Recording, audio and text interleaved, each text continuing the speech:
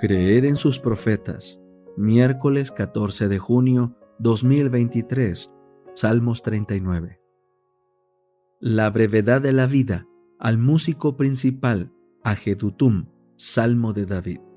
Yo dije, cuidaré mis caminos para no pecar con mi lengua.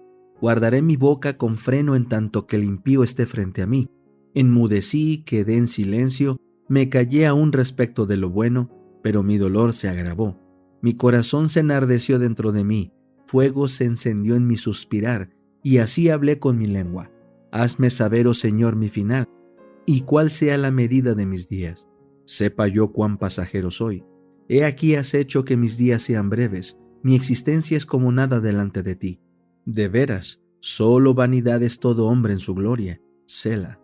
En la oscuridad deambula el hombre, de veras, en vano se inquieta por acumular, y no sabe quién lo recogerá. Ahora, oh Señor, ¿qué esperaré? Mi esperanza está en ti.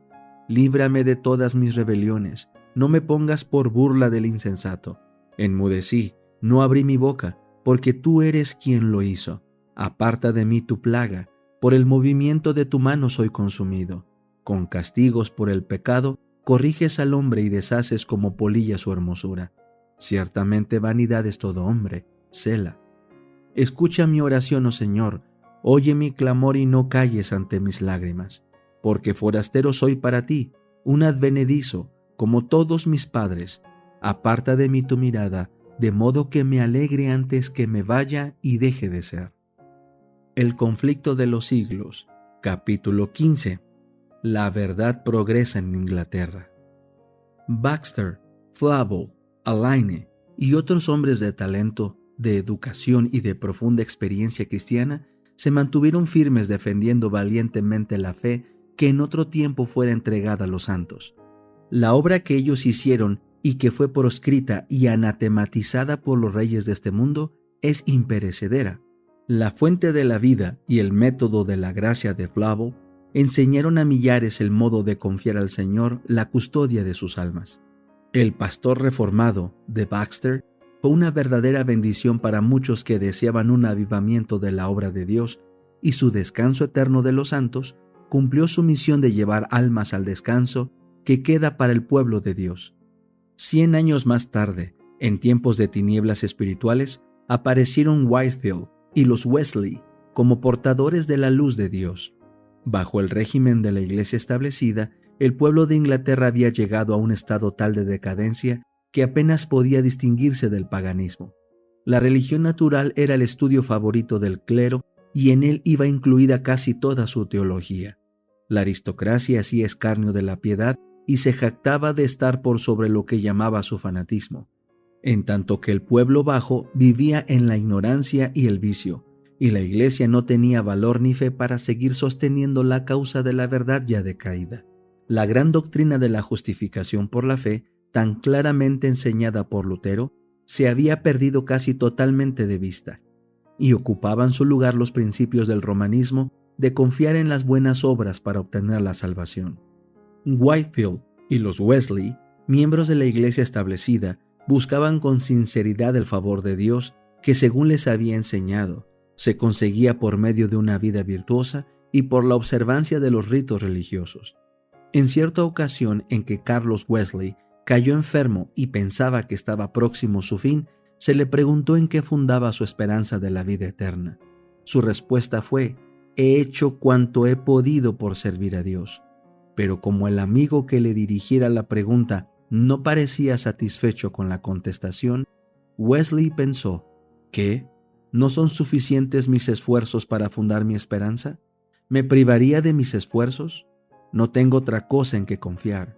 Tales eran las tinieblas que habían caído sobre la Iglesia y ocultaban la expiación, despojaban a Cristo de su gloria y desviaban la mente de los hombres de su única esperanza de salvación, la sangre del Redentor crucificado.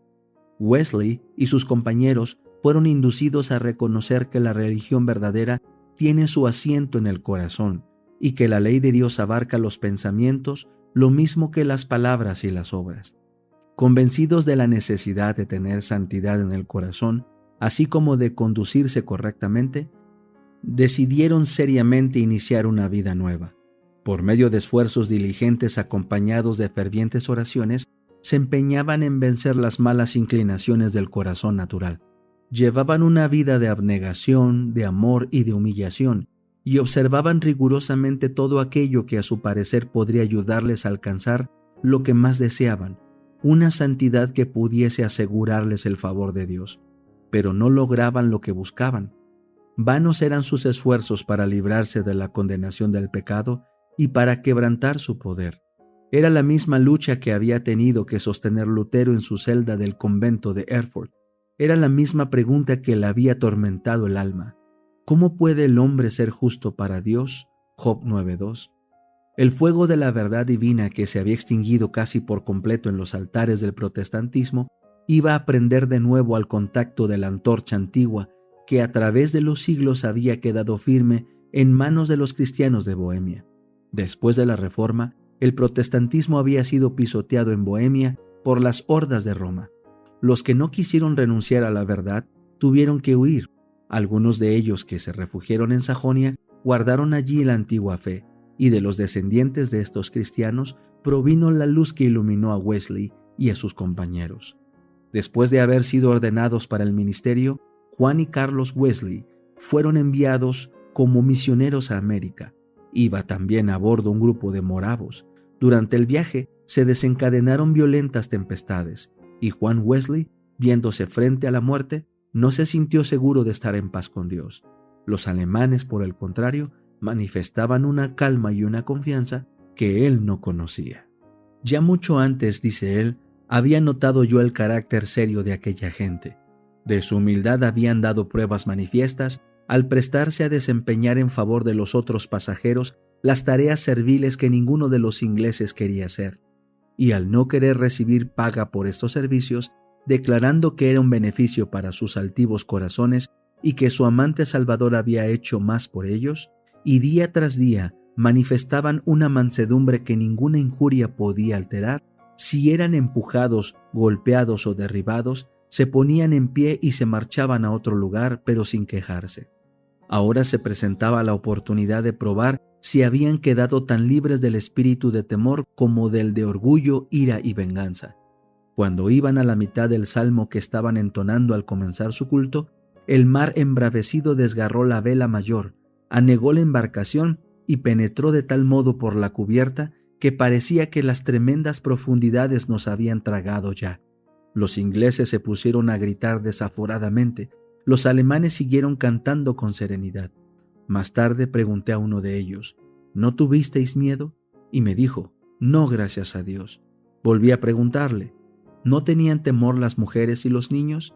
Y me contestó con calma, no, nuestras mujeres y nuestros niños no tienen miedo de morir. Al arribar a Savannah, vivió Wesley algún tiempo con los moravos y quedó muy impresionado por su comportamiento cristiano. Refiriéndose a uno de sus servicios religiosos que contrastaba notablemente con el formalismo sin vida de la iglesia anglicana, dijo, «La gran sencillez y solemnidad del acto entero casi me hicieron olvidar los 17 siglos transcurridos y me parecía estar en una de las asambleas donde no había fórmulas ni jerarquía, sino donde presidía Pablo, el tejedor de tiendas, o Pedro, el pescador, y donde se manifestaba el poder del Espíritu.